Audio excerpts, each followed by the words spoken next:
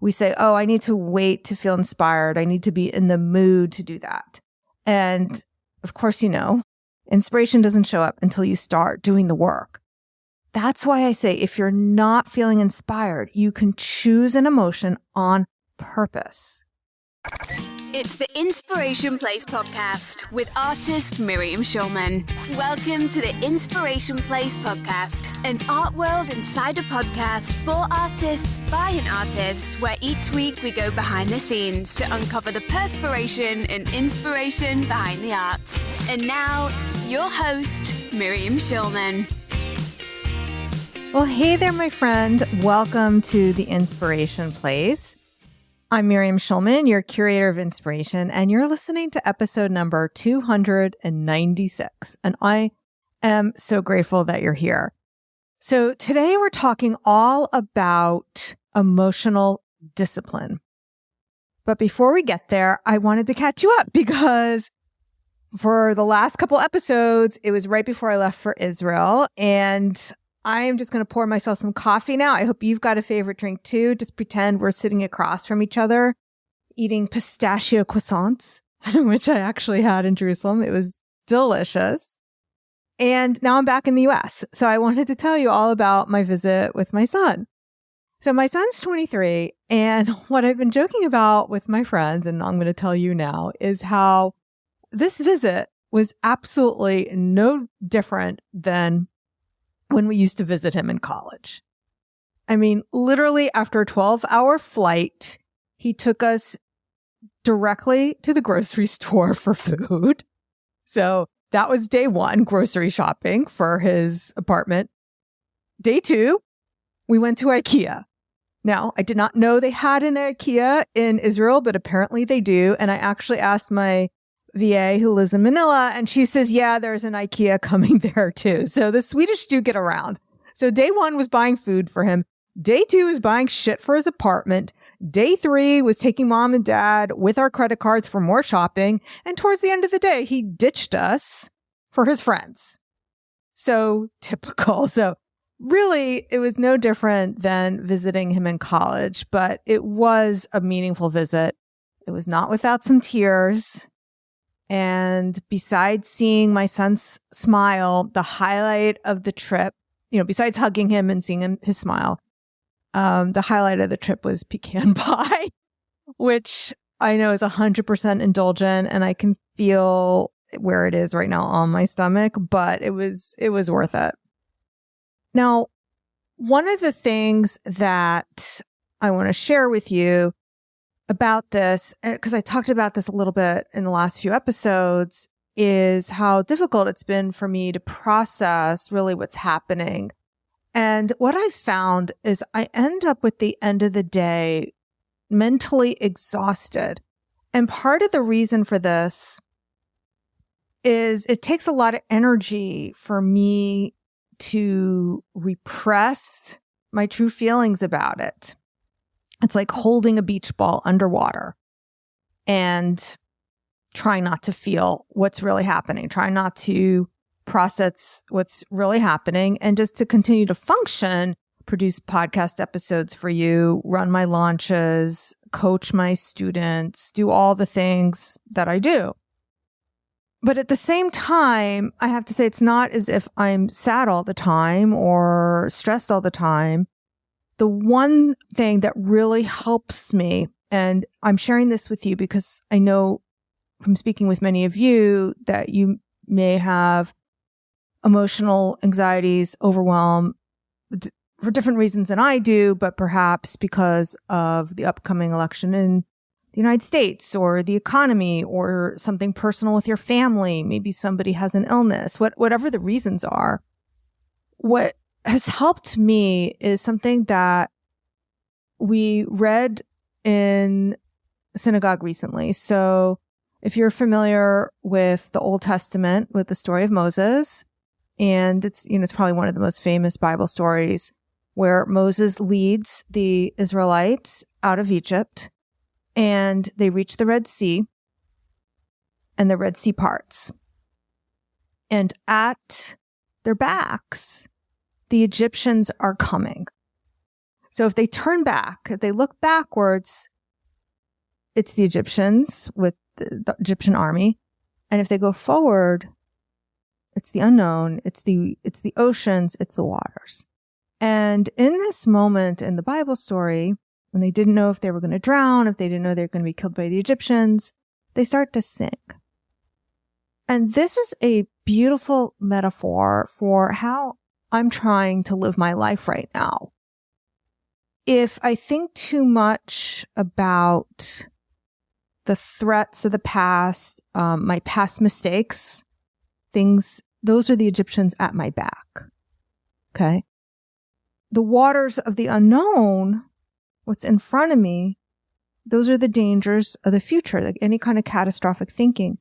But if I stay completely present in this moment, this is how I get through this time right now, is I stay completely present in this very moment right now. My son is safe. I'm fine. And I stay present with that. This is a metaphor that you can use too about the Egyptians, the Red Sea, the parting. Even if you're not from a Judeo-Christian background, there are other stories, by the way, in Buddhism that are very similar. A monk is being chased by a tiger. He climbs down a cliff. He's hanging on to a vine. A mouse starts chewing on the vine. So he has the tiger in the past and the ravine, falling into the ravine as the possible catastrophic future. So this is not just a Judeo-Christian concept. This is a world concept. But the message is this. You can't spend time in the past. You can't spend too much time worrying about the future. You have to trust and stay present. And in order to get through this is what takes emotional discipline. And that's the process I'm going to be sharing with you today. We have a beautiful brain, and we're the only person who think in our mind. We can spend time in catastrophic thinking about the future. We can spend time beating ourselves up over the past. But in order to motivate ourselves, we have to choose our thoughts consciously.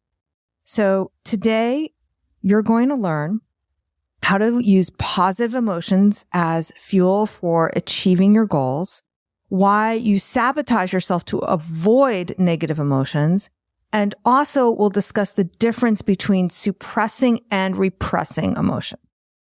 But before we get there, these words. If you're an artist craving the in-person spark, where connections with fellow creators ignite, and where proximity to Miriam Schulman can accelerate your art career, then Artpreneur Live in New York City this April is the event you've been waiting for. Listen to what artists had to say about their transformative experience. There's power in being able to share focused time together with other artists and to be able to slow down to think about being an entrepreneur. Attending Miriam's New York City Mastermind event boosted my confidence in building and sustaining a successful art business. I walked away with some clear next steps and a sense of camaraderie and a possibility that I didn't have going in. Artpreneur Live experience is happening April 4th, 2024 in New York City, and you don't want to miss it.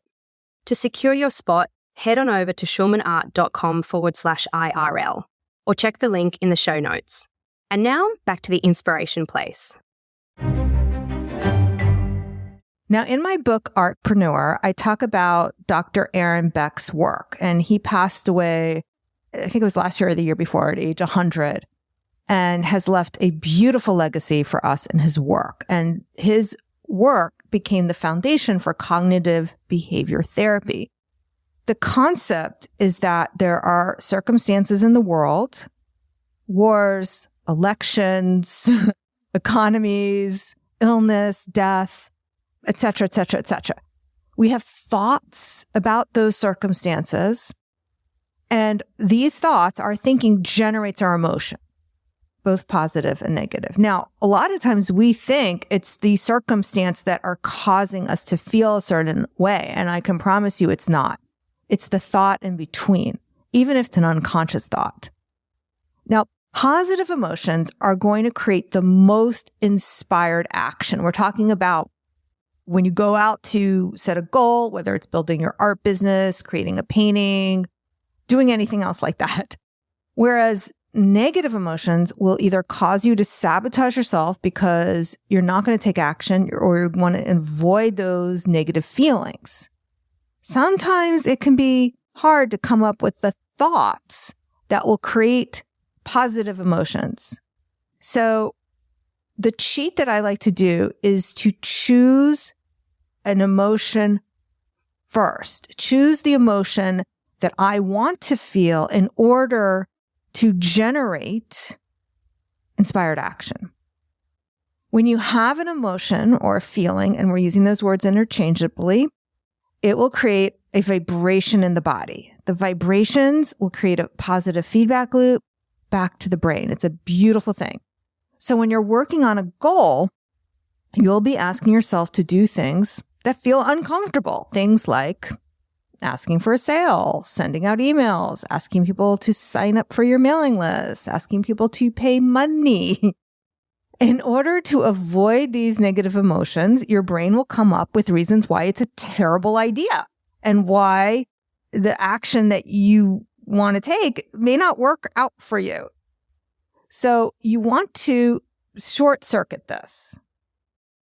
Instead of focusing on these negative feelings, I like to use positive emotions as fuel for action. Now, most of us don't do this.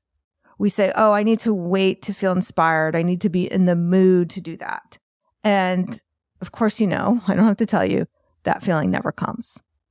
Inspiration doesn't show up until you start doing the work. Now, think about this if it was your car. If your car was out of gas, you wouldn't wait for the car to refuel itself. The same is true for motivation. That's why I say if you're not feeling inspired, you can choose an emotion on purpose. And you can also override your desire to avoid discomfort, to avoid the negative emotions. Often when artists first join the artist incubator, they'll start to feel overwhelmed. There is a lot of content inside the incubator, and this is totally normal. And once they start diving into what the content is, I'm asking them to do things in a way they may never have done before. And that will make them feel uncomfortable. So the brain will immediately come up with thoughts like, I'm not sure that will work for me. Or, oh, I don't know how to do that. And here's the truth, my friend. The smarter you are and the more creative you are, and you are very smart and creative, the better you'll be at coming up with those stories. Those stories will lead to the following kinds of negative emotion: overwhelmed, confused, worried, or bored. Now, none of those emotions are going to provide the fuel to take inspired action. These negative emotions should be suppressed. Now, notice I didn't say repress. There are some emotions you need to feel and process on purpose. For example, I do have fear of my son being a soldier. Another example is if somebody dies. Yeah, you want to feel sad if somebody dies. It takes a lot of energy to repress emotions that should be processed. That's why I told you I'm exhausted. It's like holding a beach ball underwater. It takes a lot of energy to act happy when you're not. And I was doing a lot of that in October. Having that time to visit my son and to cry, this did help me process those feelings. Now, the concepts of repressing and suppressing emotions are often used interchangeably in everyday language, but they do hold distinct meanings in psychology. And we're going to explore that. And I'm also going to share with you a philosophical lens from Kabbalistic thought. So repressing emotion is an unconscious process. When you repress an emotion, you're unknowingly pushing away unwanted thoughts, memories, feelings, pushing them to the back of your mind. And because repression occurs without your awareness, you may not even remember the emotion or thought you're trying to avoid. However, repressed emotions can manifest through dreams, slip of the tongue, or physical symptoms. So your body keeps score and it will show up. That's why sometimes we get sick when we're stressed. Suppressing emotions, on the other hand, is a conscious effort to hide or ignore emotion or thought. Unlike repression, when you suppress something, you're fully aware of doing it, but choose not to express or acknowledge these feelings.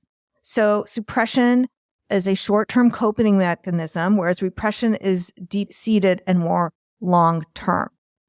When you repress emotion, you're detaching or disconnecting from your ruach, your spirit. It's part of your soul.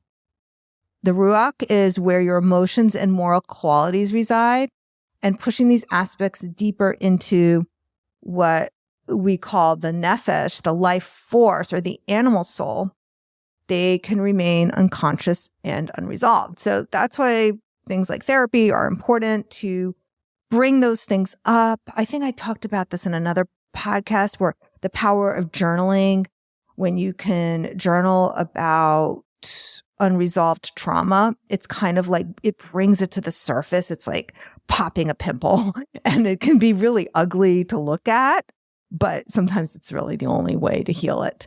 Now, suppressing emotions might be understood as a conscious decision not to let the emotions of your spirit, of your ruach, express through one's speech. And this is a form of emotional discipline. Of course, if it's abused, it will hinder genuine spiritual growth. Now, here's what I want you to understand. There are negative emotions that we want to feel on purpose. Sorrow, for example, when somebody dies. But there are indulgent emotions that we don't want to feel, and that's when suppressing is very valuable and reframing is very valuable. So the negative emotions could be like overwhelm, confusion, doubt, those types of negative emotions that are going to sabotage you. Those are the ones you want to learn how to suppress. So let's talk about the emotional discipline you need to take inspired action when it comes to goal setting. This is something that I do talk about inside my book, Artpreneur. It's like in the second to last chapter. So if you didn't finish the book, that's where it's hiding. So I always choose a word for the year.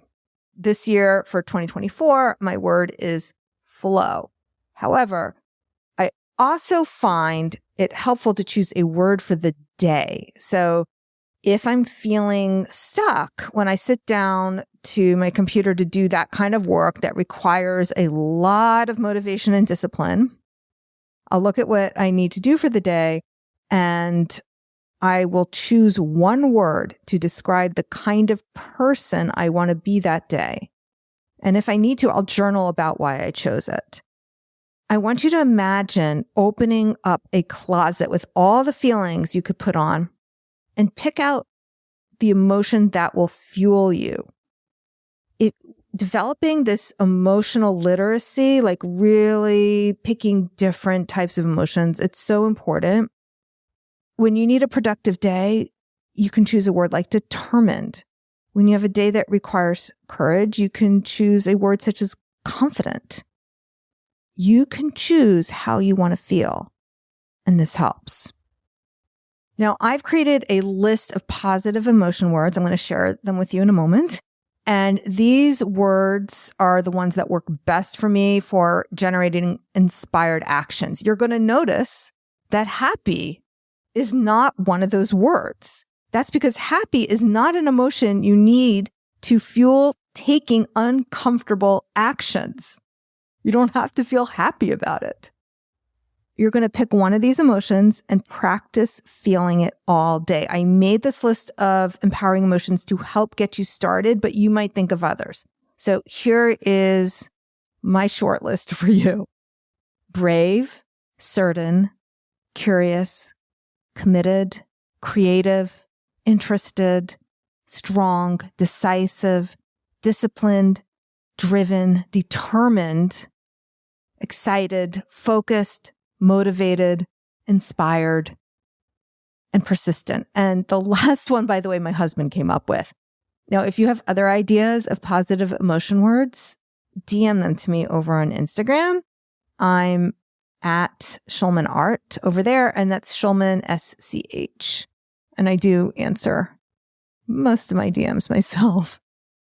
Now remember, I shared that thoughts drive our emotions. So a cheat is to think a thought that generates this emotion. However, sometimes it can be hard to think of, well, what thought is going to make me feel this way? However, here's the trick. Simply begin this sentence in your mind, starting with, I am. So, I am motivated is a thought that will help you feel motivated.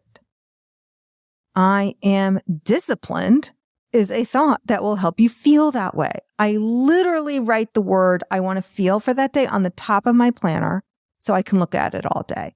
Now, if you want a journal exercise to do in addition to that one power sentence, ask yourself these questions. We're going to use as an example, let's say determined was the word you chose. How does a determined person think? How does a determined person act? What does a determined person look like? What does a determined person say? Whenever you feel doubt or worry sneak in, start practicing your emotions. Just circle back to that word. Let's say it was determined. You go back to that word. Determined is a beautiful word. Disciplined is another one, but some of these other words can help you as well. As we delve into the power of mindset and affirmations in today's episode, consider how these concepts are essential for creative professionals. This is why I loved Miriam Schulman's book, Artpreneur. It's sharp, funny, insightful, relatable, and eminently practical. And it's been endorsed by Amy Porterfield, John Oliver, and Allison Stanfield. Amy Porterfield, a renowned figure in the online marketing space, praises Artpreneur. She says, "Attention all artists, writers, and musicians. This is one of the most actionable books out there that will turn your creative side hustle into a legit business. A girl after my own heart, Miriam paves a clear path for success, shows you how to cut through the noise to reveal what really works, and urges artists to gamble on themselves." Jean Oliver, a best-selling author and creator, shares her enthusiasm for Artpreneur. She describes it as a call to arms for artists struggling with the business side of their craft, highlighting that The book is like a truth-telling friend guiding you toward a successful, fulfilling art career. Allison Stanfield, author of I'd Rather Be in the Studio, also endorses Artpreneur. She warns those hesitant about embracing the artist's life, saying, Schulman confronts the doubts and fears hindering artists, offering practical tools and insights for success in today's art market. Artpreneurs is more than just a book. It's a comprehensive guide to building a thriving, lucrative career in the arts. It's a testament to the belief that talent and financial success can coexist. Moving beyond the starving artist mindset, to order your copy in any format, visit artpreneurbook.com. You'll find a wealth of bonuses, including the Artpreneur Affirmations Art Journal video series, a perfect companion to this episode's focus on mindset and affirmations. Now, back to the Inspiration Place podcast. Before we head into our final wrap up, I just wanted to share a few additional tips and pieces of information that can really help you master your emotional discipline.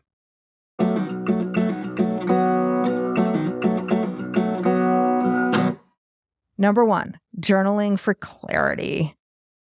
Make it a habit to journal your thoughts and emotions regularly. This practice is so powerful for distinguishing between suppressed and repressed emotions. So you want to confront and process those repressed emotions effectively, as well as choosing how you want to feel on purpose, choosing those emotions you want to feel, choosing the thoughts you want to think on purpose. Number 2, mindfulness and meditation. So mindfulness practices and meditation really help. And don't forget that prayer is a form of meditation. So those of you who have a practice with scriptures, or if you're Jewish like me, you have, a different kind of practice, or if you're Muslim, you have another kind of prayer practice. Prayer is a form of meditation. And if you don't have a formal religion, just regular meditation works too. This will help you stay present. Remember, we talked about staying in that moment. I am safe right now. My son is safe right now. How that thought helps me instead of a catastrophic thought of what could happen. That kind of thinking won't help me. It's not useful. These techniques will help you stay present. It will help you reduce stress. It will increase your awareness of your emotional state, and it will make it easier for you to choose your emotions consciously. Number 3, emotional literacy. It's a great idea to work on your emotional literacy. Some people, they don't have a very good vocabulary in terms of their emotions, and that's not about being smart. That's just about practicing. That's why I gave you those list of words. You want to expand your emotional vocabulary beyond happy, sad. Being able to accurately identify and name your emotions is a critical step in managing them and choosing how you want to feel.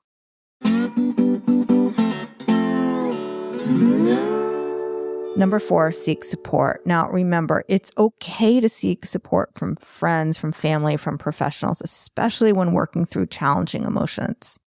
I work with a life coach. There's a life coach who is part of the Artist Incubator because it's such important work. Sharing your experiences and feelings absolutely provides relief and will give you insight. Sometimes we can't see that we're thinking thoughts that are not good for us.